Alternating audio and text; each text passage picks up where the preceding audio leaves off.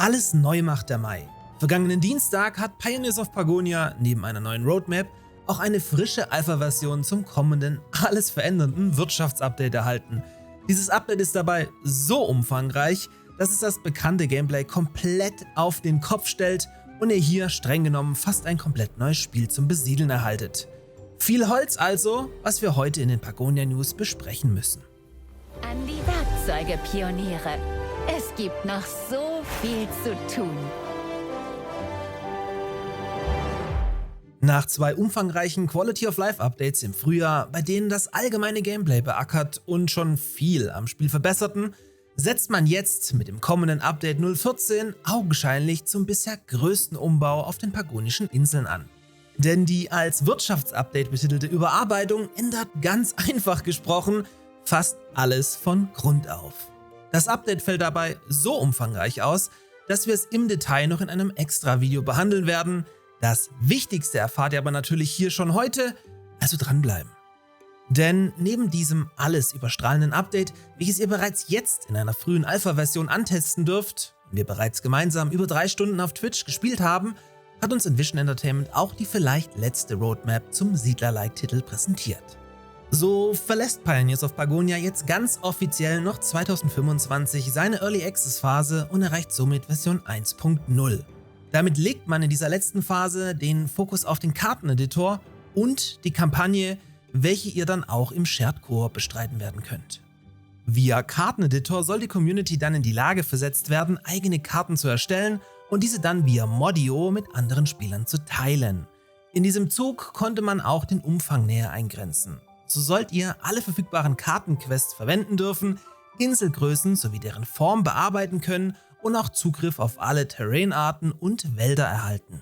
Zusätzlich lassen sich die neutralen Dörfer zumindest in ihrer Anzahl und Größe positionieren und natürlich auch alle Gegnertypen mit dazugehörigen Basisgebäuden planen. Gleiches gilt auch für Ressourcenvorkommen, Tiere und Pflanzen sowie Schätze samt Inhalt und Artefakte. Offen bleibt aber, ob ihr eure eigenen Szenarien wie die aktuelle Tutorial Map mit mehr Story versehen könnt oder ob es bei einem ähnlichen Szenario, wie ihr es schon von den bisherigen prozedural generierten Maps kennt, bleibt. So oder so sollte das aber den Wiederspielwert massiv erhöhen, falls sich entsprechende talentierte Mapper finden lassen, die sich dann auch darauf einlassen. Versteht sich.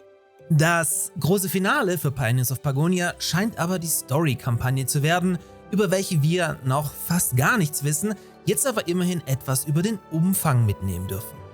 So werdet ihr hier auf einzigartig gestalteten Leveln Haupt- und Nebenquests erledigen können und dabei als Teil der Venture Crew die Geheimnisse einer zersplitterten Welt und ihrer treibenden Inseln aufdecken. Für die Kampagne wurden dafür komplett neue Aufgaben und Hindernisse entworfen, welche ihr dann außerdem in unterschiedlichen Schwierigkeitsgraden und wahlweise auch im Shared Koop gemeinsam angehen dürft. Da der Early Access mit Karteneditor und Kampagne zu seinem Ende kommt, müssen wir aber auch über die Dinge reden, die wir nicht mehr auf der Roadmap finden, beziehungsweise natürlich auch über jene, die da nie standen, sich aber gewünscht wurden. So lesen wir nichts mehr zur einst angekündigten Modding-Unterstützung, welche natürlich auch schlicht nur mit dem Karteneditor abgehandelt sein könnte, sowie nichts mehr zum Thema Brauerei und Weingut, also Alkohol, was das Spiel meiner Meinung nach aber auch überhaupt nicht mehr braucht. So sollte man sich langsam aber sicher von einem richtigen Multiplayer abseits des Shared Koops verabschieden. Es ist natürlich weiterhin nicht ausgeschlossen und Envision hat auch final noch gar nichts abgesagt, aber die eierlegende Wollmilchsau, die die meisten Typen an die Siedlerspieler bedient, wird es nicht mehr werden. Natürlich bleibt die Option DLC bestehen und auch die Weiterentwicklung über Version 1.0 hinaus wäre ein gangbarer Weg. Version 1.0 heißt aber in der Regel auch Feature Complete. Nun aber zum Wichtigsten. Das alles überstrahlende Wirtschaftsupdate. Update 014 wird die namensgebenden Pioniere mehr in den Vordergrund rücken, welche nun ab sofort mit Beginn einer Partie von eurem Landungsschiff ausströmen und die ersten verwertbaren Äste bzw. Holz sammeln, mit denen sich dann die ersten rudimentären Gebäude bauen lassen, die ebenfalls fast allesamt komplett neu sind. Des Weiteren ist das auch alles, was ihr zum Spielstart an Ressourcen habt. Großzügige Vorabwaren auf eurem Schiff gibt es nicht mehr. Ihr müsst euch also alles Stück für Stück erarbeiten. Eure Pioniere können aber auch als Planierer und Bauarbeiter agieren und dann auch in die ersten Produktionsgebäude wie zum Beispiel den Bärensammler als Arbeitskraft einziehen. Das bedeutet aber nicht, dass Planierer und Bauarbeiter deshalb abgeschafft wurden. Richtige Planierer könnt ihr jetzt zum Beispiel erst deutlich später mit einer Eisenschaufel ausbilden, welche den Job dann aber deutlich flinker erledigen können. Dagegen können Bauarbeiter, in Pagonia heißen sie Zimmerer, fortschrittlichere Gebäude bauen, wo der Skill der Pioniere dann nicht mehr ausreicht. Aber auch das Nahrungssystem und die damit verbundene Möglichkeit, an neue Siedler zu kommen, hat sich grundlegend verändert.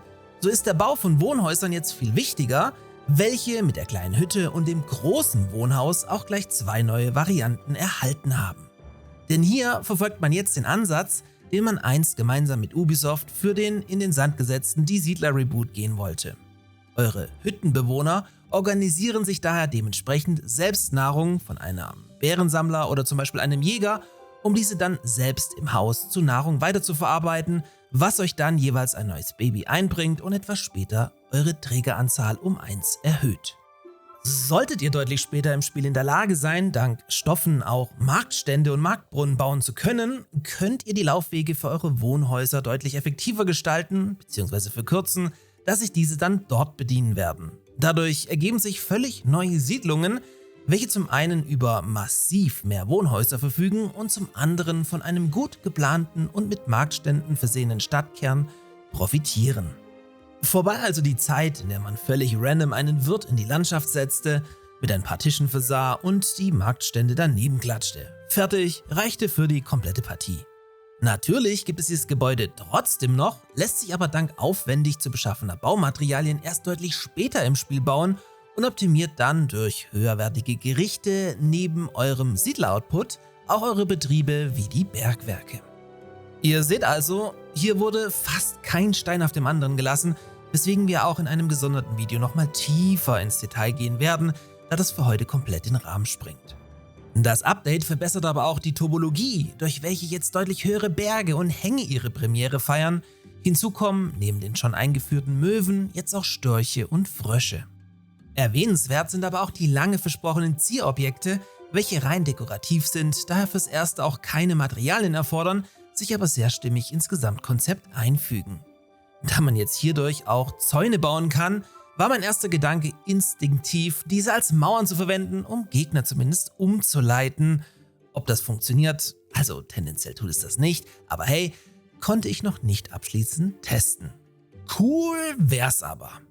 Das Wirtschaftsupdate befindet sich aktuell noch in seiner Alpha-Phase. Wenn ihr reintesten wollt, und hey, das solltet ihr definitiv tun, müsst ihr in Steam unter Optionen den Alpha-Build auswählen, der dort am Dienstag neu hinzugefügt wurde.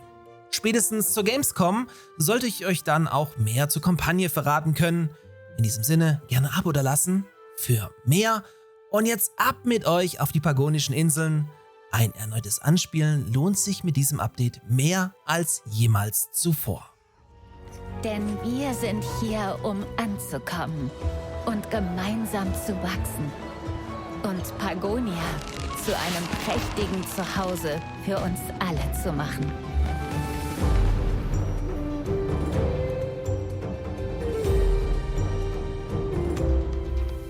An die Werkzeuge, Pioniere. Es gibt noch so viel zu tun.